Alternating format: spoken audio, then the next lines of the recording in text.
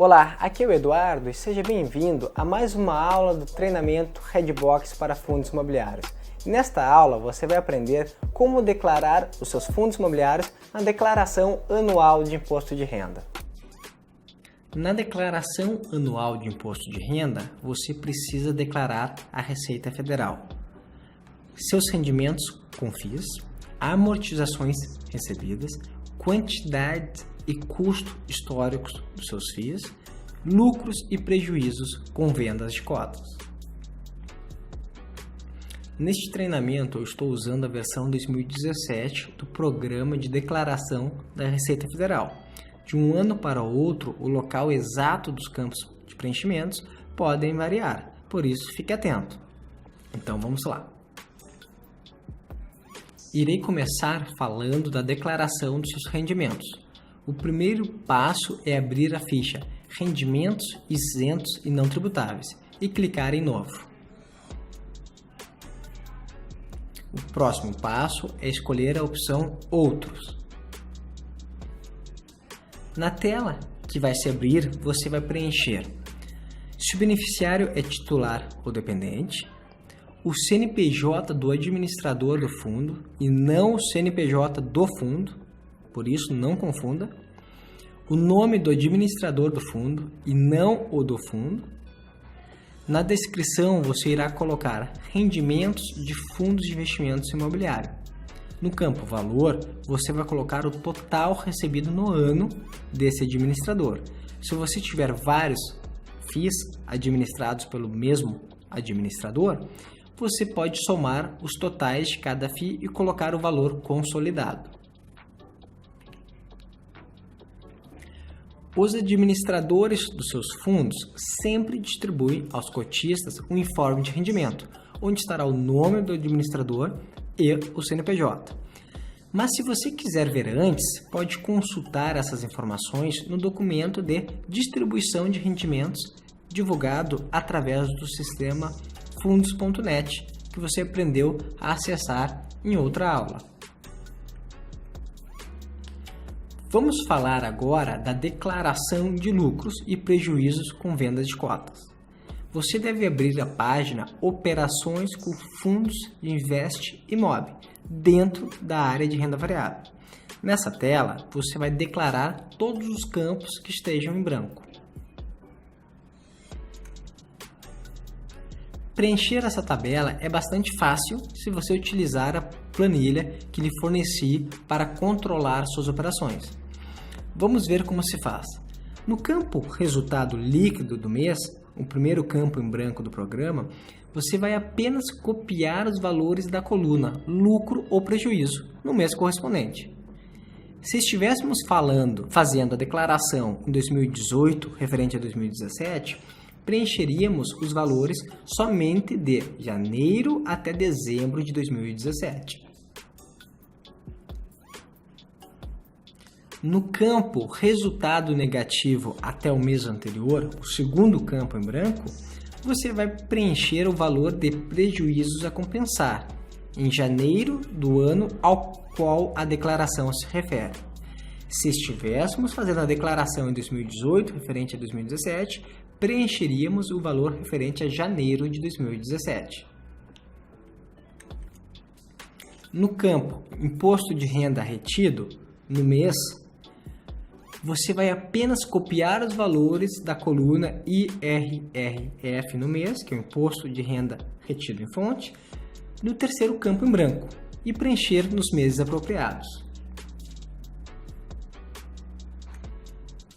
E para terminar, na coluna Imposto Pago, você deve colocar o valor que você efetivamente pagou através da DARF, referentes ao imposto devido no mês. Lembre que o prazo de pagamento desse imposto é até o último dia útil do mês seguinte, ao da apuração do lucro, e, portanto, já deve estar pago na época da declaração. Agora, vamos falar da quantidade de custos históricos dos FIIs. Você precisa informar à Receita Federal a quantidade, descrição e o custo dos seus fundos imobiliários. E para isso, você deve abrir a ficha Bens e Direitos e clicar em Novo. Após isso, deve selecionar Fundo de Investimento Imobiliário. Para 2017, o código era 73. No campo Discriminação, você deve dizer quantas cotas possuía em 31 de dezembro, o nome do fundo e também o CNPJ do fundo. Não confunda com o administrador. Aqui são as informações do fundo. A quantidade de cotas você controla através da planilha do custo médio na coluna Quantidade em Posse. E o valor que você vai copiar é o último valor registrado antes de 31 de dezembro do ano a que se refere a declaração. No nosso exemplo, esse valor corresponde a 300, que é o registrado em 30 de maio de 2016. A lógica é a seguinte: como não houve nova compra, venda, agrupamento ou desdobramento no restante de 2016, então esse é o valor que você tinha de cotas em 31 de dezembro. Já o nome e o CNPJ do fundo você pode encontrar no mesmo documento onde encontramos as informações do administrador. Um outro lugar para encontrar essas informações é no regulamento de cada fundo. E para terminar de completar essa ficha, você também precisa preencher o custo histórico embaixo. O valor que você vai colocar neste campo é o mesmo registrado na planilha do preço médio. Mas tenha o cuidado de pegar o custo histórico em 31 de dezembro. E para saber o custo histórico em 31 de dezembro é muito simples e vamos seguir o mesmo raciocínio utilizado para registrar a quantidade de cotas. Basta você pegar o último custo histórico que registrou no ano a que se refere a declaração. No nosso exemplo, o investidor comprou cotas em 2016 e 2017. Mas para declarar, você irá considerar o custo histórico registrado em 30 de 6 de 2016, de R$ 1.500, pois foi esse o último custo histórico registrado no ano de 2016, que é o ano que se refere à declaração. Se esse investidor não comprar nem vender suas cotas e o fundo não distribuir amortização, então em 2018, o custo histórico a ser registrado em 31 de 12 de 2017 vai ser o de R$ 4.615. De forma geral, se você não comprar nem vender suas cotas de FIIs e também não receber amortização, então o custo histórico não mudará de um ano para o outro e você só precisará clicar no botão Repetir.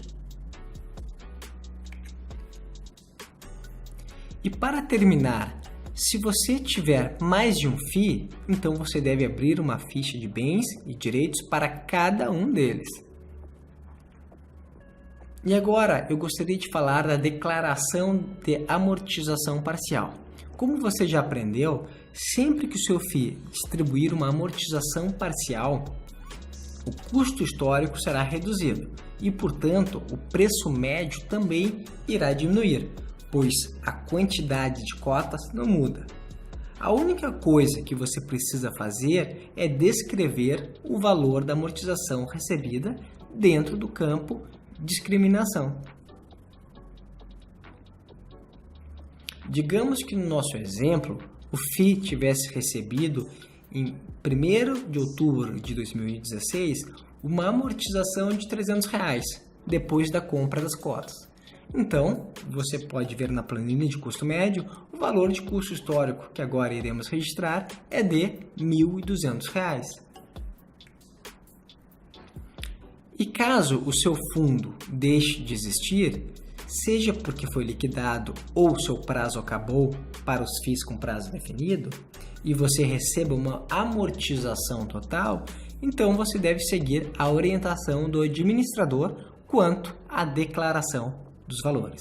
Agora, vamos recapitular os pontos mais importantes dessa aula. Você deve informar à Receita Federal os rendimentos e amortizações recebidas, a quantidades e custo do total dos seus FIIs, o lucro e prejuízo com venda de cotas, o imposto de renda retido e o imposto de renda pago sobre o lucro. Além disso, você também deve informar o nome e CNPJ do administrador e também do fundo. Você deve declarar os rendimentos recebidos no campo Rendimentos isentos e não tributáveis. Utilize o nome CNPJ do administrador e não os dados do fundo. Se tiver mais de um FII com o mesmo administrador, pode somar os rendimentos desses FIIs e incluir todos juntos. Você precisa declarar seus lucros, prejuízos, imposto de renda retido em fonte, imposto pago, na página Operações Fundos de Investimentos Imobiliários, dentro da área de renda variável. Utilize a planilha do preço médio para copiar os valores. Lembre que o imposto de renda já deve ter sido pago na época da declaração. Na ficha de bens e direitos, você precisa declarar quantidades e custos históricos de todos os seus FIIs e também o nome e CNPJ do fundo e não do administrador. Utilize a planilha do custo médio para pegar a quantidade e custo histórico correto, que são os últimos valores registrados no ano e que se refere à declaração. Faça uma ficha de bens e direitos diferentes para cada FII. Em caso de amortização parcial, você precisa discriminá-lo também na ficha de bens e direitos. Um abraço e até a nossa próxima aula.